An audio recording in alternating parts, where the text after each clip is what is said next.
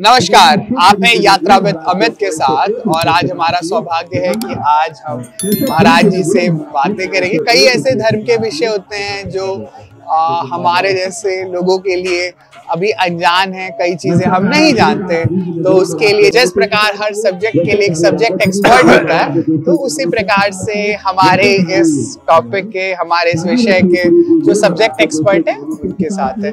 नमस्कार गुरु जी, आपका छोटा सा परिचय हमारे लोगों के लिए कर दीजिए। महात्मा दिगंबर रघुनाथ हमारा नाम है। हमारे गुरु मंसूर जी है, उनके समय हम लोग नागा सन्यासी बने और ये निर्जनी अखाड़े में 18 मढ़ियाँ हैं, उसमें से हमारी सिंहासनी मढ़ी है। बदनामा साधु हम लोग 10 नाम सन्यास के गिरी पूरी भारतीय बन सागर संप्रदायों के साधु 10 नाम। तो अभी ये क्या कहते हैं, हम निरंजनी अखाड़े में हैं और निरंजनी अखाड़े में 18 मणियों में से एक मणि से आप हमारी सिंहासनी मणि से आते हैं। अच्छा, बाबा लोग ऐसे कहते हैं। अच्छा, सबसे पहले जिन लोगों को नहीं पता ये अखाड़ा क्या होता है, कब इसकी शुरुआत हुई? ये अखाड़ा हमारे आज गुरु शंकराचार्य जब बुद्धों का प्रचार पूरा भारत देश हमारा बुद्धमय हो गया, तो जैसे सम्राट उस समय शंकराचार्य जी ने हमारे सनातन धर्म की रक्षा के लिए नागाओं को शस्त्र दिया और शास्त्र भी अपने वेदों के द्वारा, और धर्म की सनातन धर्म की स्थापना हमारे भारत देश में किया। सबसे परंपरा नागाओं की चली आ रही है और उसी संन्यास धर्म को हमारे 7 अखाड़े सन्यासियों के माने जाते हैं, जिसमें से 6 अखाड़े नागाओं के, 1 अखाड़ा ब्रह्मचारियों का अग्नि अखाड़ा होगा। अच्छा, तो मैं इसको फिर से ये कहता हूँ, तो आज से 1000 साल पहले जिस समय आज के मान लीजिए 700-800 साल जब शंकराचार्य जी आए तो नागाओं का गठन हुआ। उसके पहले सन्यासी सम्राट अशोक के समय पे जब बुद्ध धर्म की तभी से सन्यास, उस समय उनके प्रचार और आक्रांताओं से सनातन धर्म की एक फौज बनाई गई।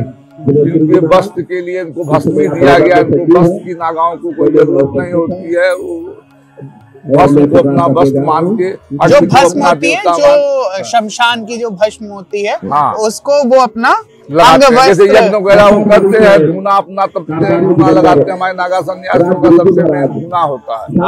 कहीं भी हमारा नागा सन्यासी होगा धूना लगाएगा, उससे भस्म तैयार करता है। बहुत से हमारे नागा सन्यासी हैं जो कायम में आपके आज जीवन भस्म चढ़ाते हैं, दिगंबर।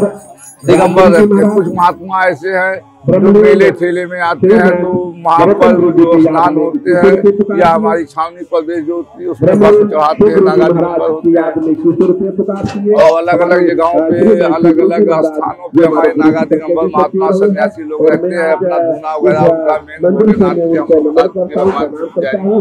तो जैसे आपने बताया कि 7 अखाड़े हैं, जिसमें से 6 नागाओं के हैं और एक जो ब्रह्मचारियों का अग्नि अखाड़ा ब्रह्मचारी। 7 अखाड़ों में आपका महानिर्माणी अटल हो गया, ये महानिर्माणित हो गया, ये निरंजनी और आनंदी हमारे बगल में अग्नि आवाहन,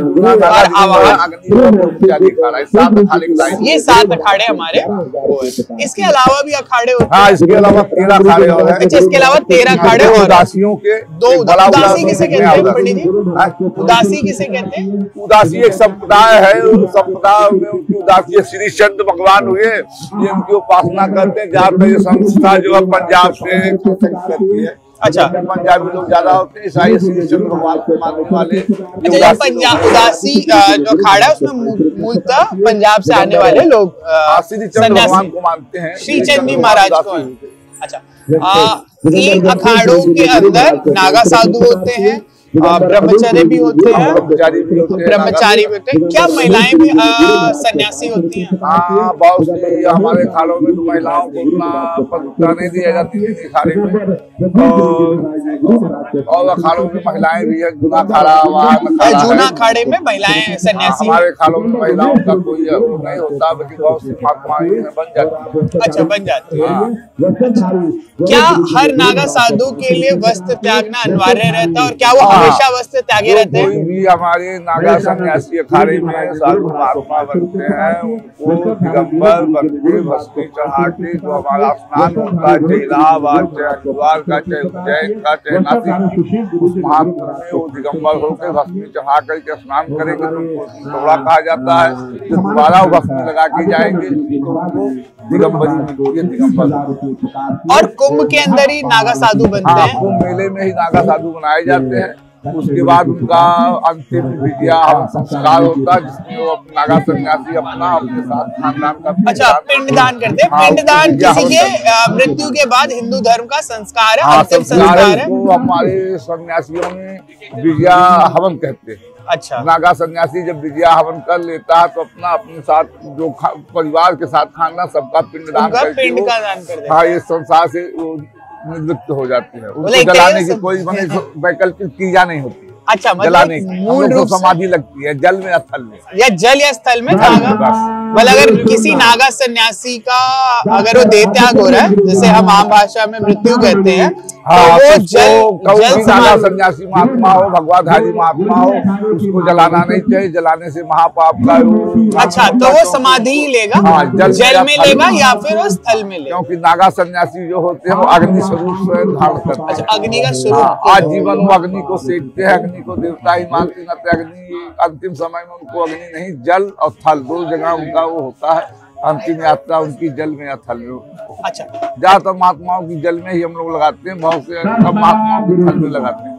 अच्छा, ये बताइए कि आपके अखाड़े ने इस बार कुंभ के लिए क्या तैयारी की? कितने नागा सन्यासी आप लोग बनाने जा रहे हैं?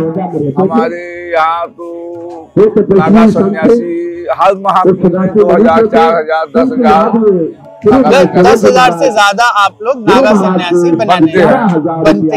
और ये किसी खास दिन होगा या जिस दिन शाही स्नान होगा? ये अभी पहला स्नान आएगा जो मकर संक्रांति का, तो उसमें कुछ नागा लोग हमारे आएंगे, उसमें नागा बनेंगे। कुछ हमारे अमावस्या का मेन स्नान है, उसमें नागा बनते हैं। और फिर बसंत पंचमी को ये 3 स्नानों में हमारे महात्मा अलग अलग प्रांतों से, अलग अलग राज्यों में बसे हैं, जो यहाँ पे आते हैं, तो नागा दिगंबर बनते हैं। अपना नागा दिगंबर प्रक्रिया को पूरा करके। अच्छा, तो जो ये शाही स्नान क्या कहा गया? ये शाही स्नान का मतलब पहले हम लोग स्नान करने जब आते थे, जो मुगल सेना होती थी हमारे भारत देश में, उन्होंने 350 वर्ष राज किया, भारत अंग्रेजों ने किया। तो उस समय हमारे नागा सन्यासियों को स्नान कराने के लिए शाही सेना जो होती थी।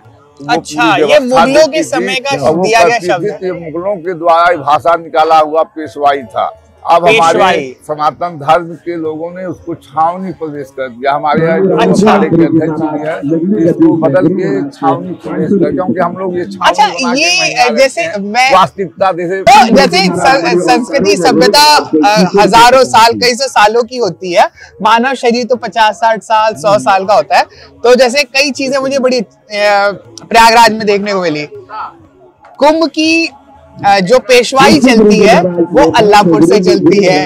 पेशवाई उर्दू शब्द है, शाही स्नान जो है उर्दू का शब्द है। यानी मुगल जब आए और उसके बाद से हमारे संस्कृति में 700-800 साल भाई जो राजा होता है, राजा प्रथा चलाता है, उस प्रथा को चलाते हुए चले आए। अब हमारे सनातन धर्म में लोग जो है उसको जागृत हो रहे हैं, उस भाषाओं को बदलने की कोशिश कर रहे हैं। अच्छा, तो अभी अगर हम इसको देखें तो जो शाही स्नान है ये मुगलों के समय जोड़ा गया शब्द है, के समय से शाही स्नान जो घोषित किया गया, जिसे अब हमने बदल के क्या नाम दिया है? शाही स्नान अभी भी चल रहा है। नहीं, अब हम लोग राजशाही स्नान करें, राजशाही स्नान कह रहे हैं। अच्छा, और जो पेशवाई निकल रही है, जो शोभा यात्रा होता है, उससे अब हमने नाम दिया है छावनी दिया गया है। छावनी बना के 1 महीना यहाँ कल्लबास में रह करके 1 महीना हम लोग पर्व को बनाते हैं। प्रयागराज में 3 पर्व होते हैं, एक मकर संक्रांति का, अमावस्या का मेन स्नान, और तीसरा स्नान बसंत पंचमी। ये स्नान करने के बाद हमारे नागा सन्यासी यहाँ से अपनी धर्म पूजा, हमारी बावन की है, 52 की होली होती है, 52 हाथ की, इस धर्म ध्वजा को ढीला करेंगे।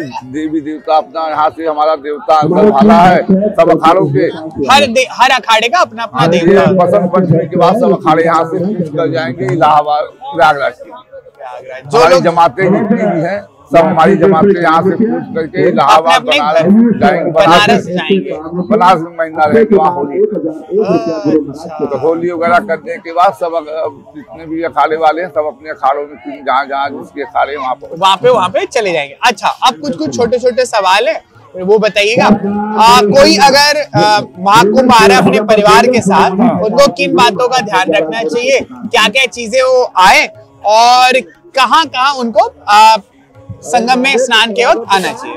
जैसे कोई भी व्यक्ति घर परिवार लेके अपना आ रहा, पुलिस प्रशासन वगैरह उनके उस नियम से अपना चले, अपना स्नान करे। संगम का स्नान है, गंगा जी का स्नान है, लोग करते हैं। हाँ, जिस भी कोई भी अखाड़े द्वारे में जाए, कोई साधु महात्मा है तो उनके साथ शिष्टाचार प्रेम व्यवहार से उनसे मिले जुले बैठे, तो हर अखाड़ों में चाय पानी, भोजन पानी, नाश्ते का व्यवस्था रहता है। आपको प्रेम से आप जाओगे, आपको बैठाएंगे, खिलाएंगे, पिलाएंगे। आप यहाँ पे प्रवचन कीर्तन होते रहते, आप बैठिए सुनिए। अच्छा, मतलब कि हर अखाड़ों के अंदर प्रवचन कीर्तन की व्यवस्था की गई है। हाँ, सब मंडली आए हुए हैं, सब लगाए हुए हैं। नाश्ता की व्यवस्था की गई है।